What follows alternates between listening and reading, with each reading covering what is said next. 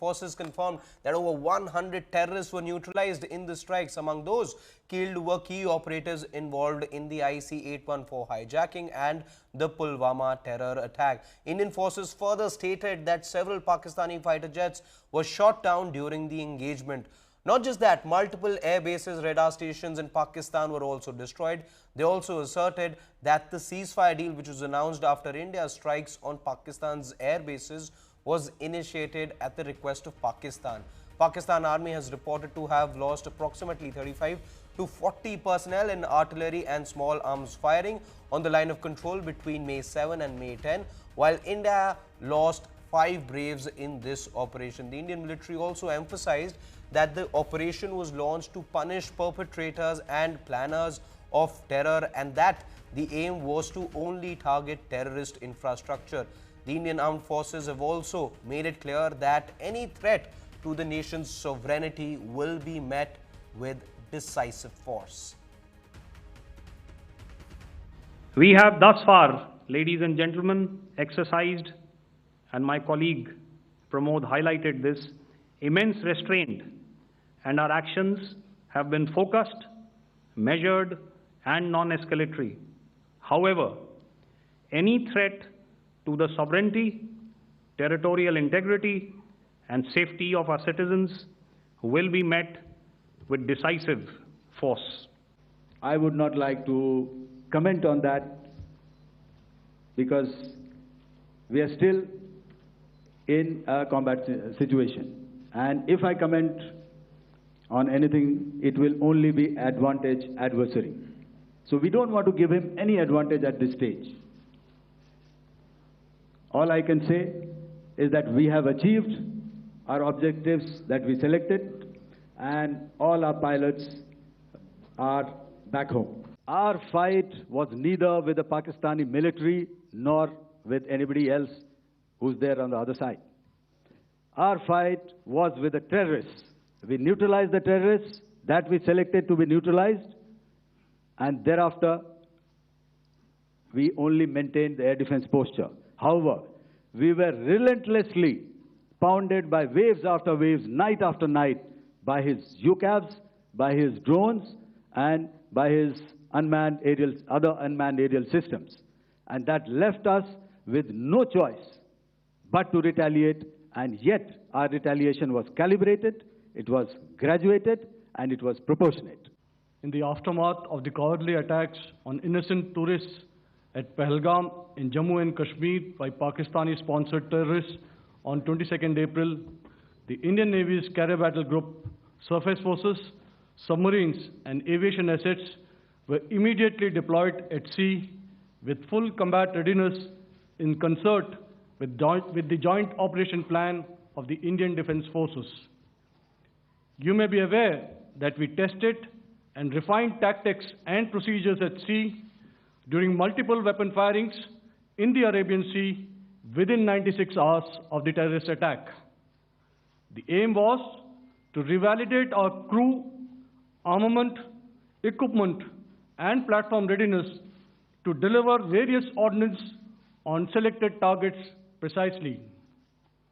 Thereafter, our forces remained forward deployed in the Northern Arabian Sea in a dissuasive and deterrent posture with full readiness and capacity to strike select targets at sea and on land, including Karachi at time of our choosing.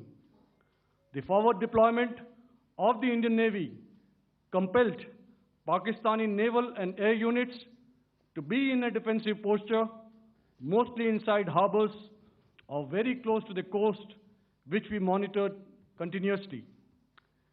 The Indian Navy maintained seamless maritime domain awareness throughout the duration and was entirely aware of the location and movement of Pakistani units. In effect, we had and continue to have good battle space transparency using our maritime domain awareness grid. As you are aware, our response has been measured, proportionate, non-escalatory, and responsible from day one.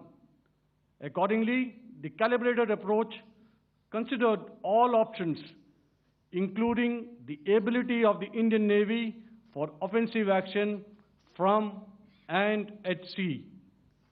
As part of this escalation control mechanism, the application of force by the Navy was planned in a synchronized manner in coordination with the Army and Air Force, the highlight being teams from the three services working closely in an integrated manner.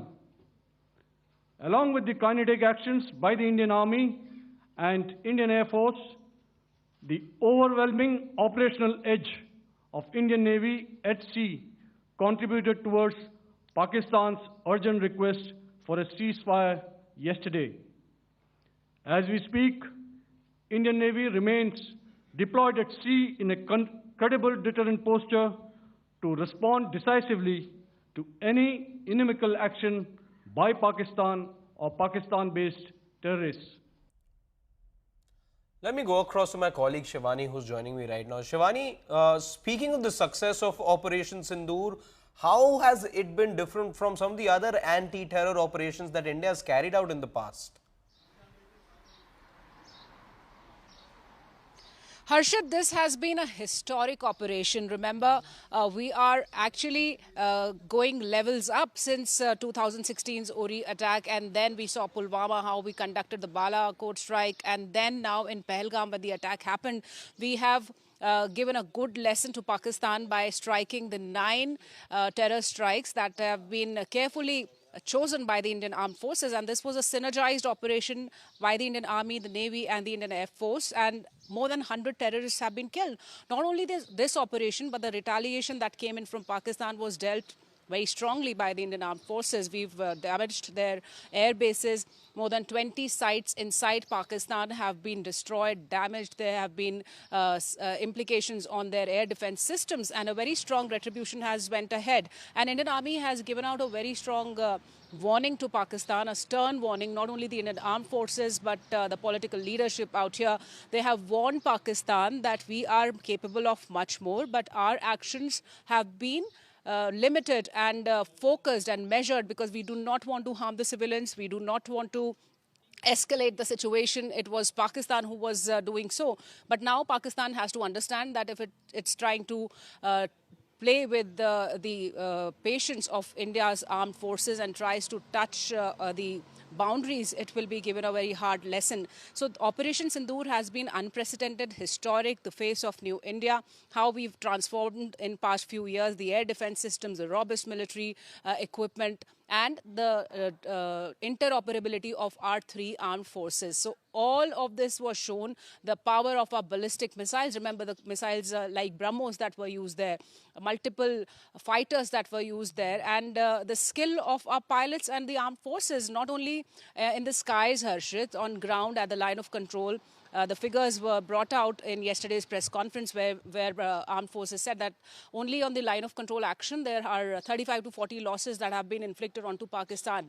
So it is a major loss, and besides this loss of personnel in the line of control, there might be a huge figure of these personnel on those air bases that have been struck hard by India's armed forces. So very heavy damages, a lesson that Pakistan will not forget ever. And the association of its army with the terror organization has once again been brought ahead to the world. When we saw the funerals of these terrorists were attended by the Chief of Army Staff and their wreaths there.